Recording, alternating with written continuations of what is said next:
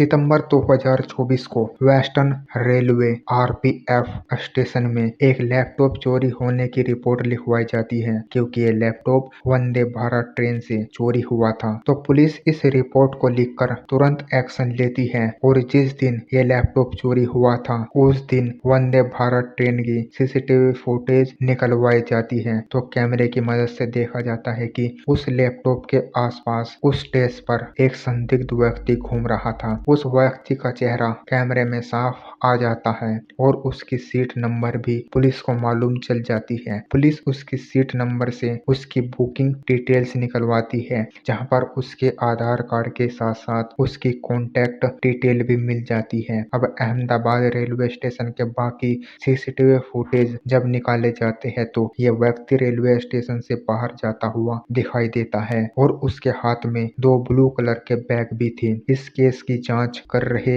SP Balram Meena और क्योंकि उनके पास इस व्यक्ति की कॉन्टैक्ट डिटेल थी तो वो इस व्यक्ति को कॉल करते हैं और इसे बताते हैं कि तुम्हारे खिलाफ एक लैपटॉप चोरी करने की शिकायत दर्ज हुई है।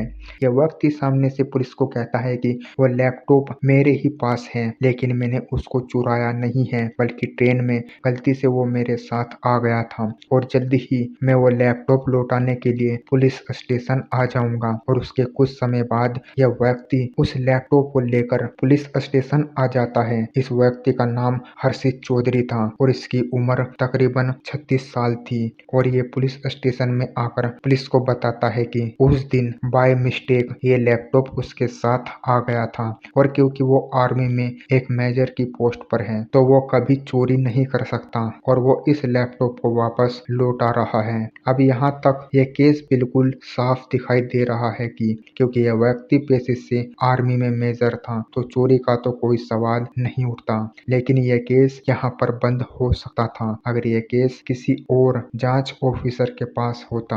एसपी बलराम मीना को इसकी बातों पर कुछ डाउट जाता है और वो इस व्यक्ति से क्रॉस क्वेश्चन करना शुरू करते हैं। जैसे वो इससे पूछते हैं कि वो उस ट्रेन में उस दिन क्या कर रहा था, वो कहाँ का रहने वाला है। और जब एसपी बलराम मीना इस हर्षित चौधरी से क्रॉस क्वेश्चन करते हैं तो ये भड़क जाता है। ये पुलिस को धौंस देते हुए कहता है कि वो आर्मी में मेजर की पोस्ट पर है और आप उससे ऐसे सवाल नहीं कर सकते, जिस पर एसपी बलराम मीना को इस पर और भी डाउट हो जाता है और वो इसकी आईडी देखने की मांग करते हैं। इसने पुलिस को जो अपना आधार कार्ड और अपनी आईडी दिखाई उसमें इसका नाम हर्षित चौधरी था और आर्मी आईडी पर इसकी जो पोस्ट थी वो मेजर की थी। पुलिस को इस पर डाउट तो हो ही रहा था, इसलिए पुलिस इसके आधार कार्ड और आर्मी कार्ड को आर्मी हेडक्वार्टर भेजती है ताकि इसके पीछे की सच्चाई मालूम चल सके। यकीन मानिए जब इस आईडी को क्रॉस चेक किया गया तो ऐसी चीजें खुल के सामने आई जिसके बारे में आप अंदाजा भी नहीं लगा सकते।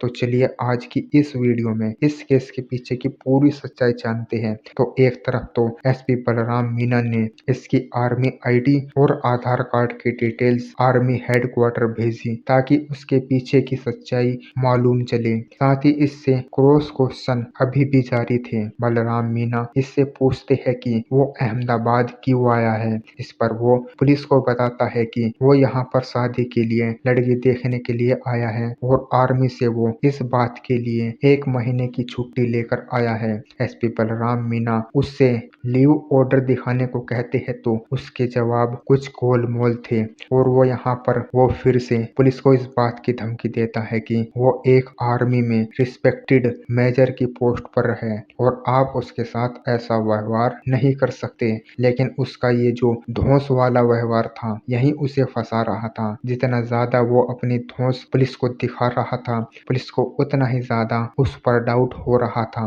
अब इसी दौरान पुलिस को आर्मी हेडक्वार्टर से जानकारी मिलती है कि हर्षित चौधरी नाम का कोई भी व्यक्ति आर्मी में है ही नहीं, यानी कि इसने जो आधार कार्ड है और जो आर्मी आईडी पुलिस को दिखाई थी वो पूरी तरह से फर्जी है। और यहीं पर एसपी बलराम मीना का जो शक है वो बिल्कुल सही साबित होता है क्योंकि यह व्यक्ति फर्जी मेजर हर्षित चौधरी बनकर घूम रहा था। देखो अभी तक तो ये केस केवल एक लैपटॉप चोरी का था, लेकिन अब ये केस एक नेशनल थ्रेट का रूप ले चुका था। यह व्यक्ति मेजर की पोस्ट लेकर न जाने इसका इस्तेमाल कहां कर रहा था और कहीं न कहीं इससे देश की सुरक्षा को भी बहुत बड़ा खतरा था। इसलिए पुलिस इसे हिरासत में लेती है और अपने तरीके से इससे पूछताछ करती है। अब पूछताछ में जो चीजें सामने आती हैं, यकीन मानिए वो जानने के बाद आपके पैरों तले से जमीन खिसक जाएगी। पूछताछ में पुलिस को मालूम चलता है कि इस व्यक्ति का नाम हर्षित चौधरी नहीं बल्कि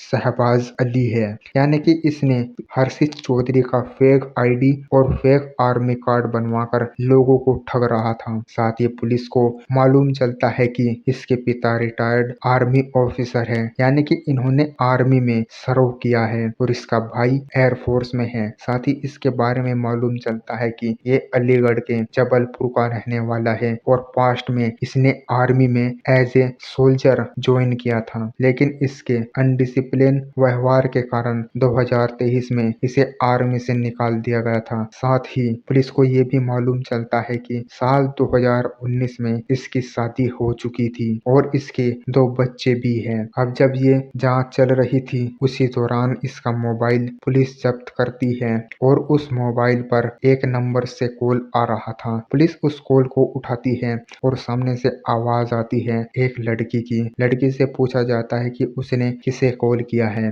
तो वो बताती है कि उसने अपने पति हर्षित चौधरी को कॉल किया है, लेकिन पुलिस उससे बताती है कि जिसे तुम हर्षित चौधरी मानकर उसको अपना पति मान रही हो, दरअसल वो हर्षित चौधरी नहीं बल्कि शहबाज अली है और ना ही वो आर्मी में कोई मेजर की पोस्ट पर है, बल्कि वो तो एक ठग है और बहुत बड़ा चोर है। अब इतनी बात सुनते ही सामने जो लड़की होती है वो रोने लगती है और उसके बाद वो पुलिस को पूरा सच बताती है। वो पुलिस को बताती है कि उसकी मुलाकात इस व्यक्ति से शादी.com की एक मेट्रोपोलियन वेबसाइट पर हुई थी। यहाँ पर इसने अपने आप को मेजर हर्षित चौधरी नाम से इंट्रोड्यूस किया था और लगभग 1.5 साल पहले इन्होंने शादी की थी। ये लड़की झारखंड की रहने वाली थी और ये पुलिस को बताती है कि पिछले तकरीबन 1.5 साल से यह व्यक्ति इसको बहुत बुरी तरीके से हरेस कर रहा है। ये आर्मी की ड्यूटी से जब भी घर आता है उसके साथ मारपीट करता है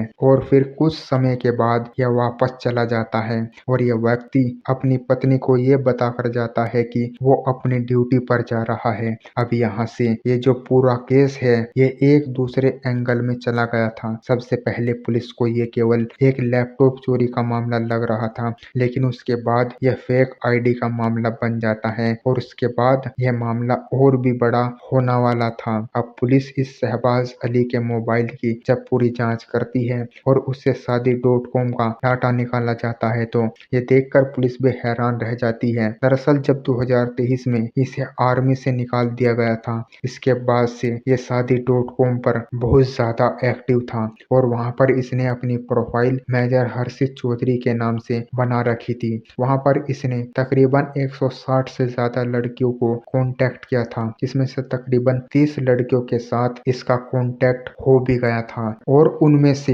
25 लड़कियों के साथ इसने शादी कर ली थी। दरअसल ये ठग क्या करता था कि आर्मी की इमेज का यूज करते हुए शादी.com से लड़कियों को अपने जाल में फंसाता, उनके साथ शादी करने का झूठा वादा करता और कुछ लड़कियों से शादी भी कर लेता और उसके बाद पैसे की कोई जरूरत बताकर उनसे पैसे भी ठग लिया करता था। पुलिस जब इसके बैंक अकाउंट की डिटेल्स निकालती है तो कई सारे ओरिजिनल अकाउंट के साथ एक फेक अकाउंट भी मिलता है जिसमें 1 करोड़ की ट्रांजैक्शन ऑलरेडी हो रखी थी, यानी कि लड़कियों को अपने प्यार के जाल में फंसाकर उनका फिजिकली यूज तो करता ही था, साथ ही उनसे पैसे भी ठगा करता था। इस व्यक्ति के पास हर्षित चौधरी का जो आधार कार्ड था ये इसने एडिट करके बनवाया हुआ था और उसी के आधार पर ये इसका मिसयूज किया करता था। बेसिकली इसका काम सिर्फ यही था कि अपनी मेजर की जो पोस्ट है उसका यूज करके शरीफ लड़कियों को फंसाना और उसके बाद उनसे पैसों की ठगी करना।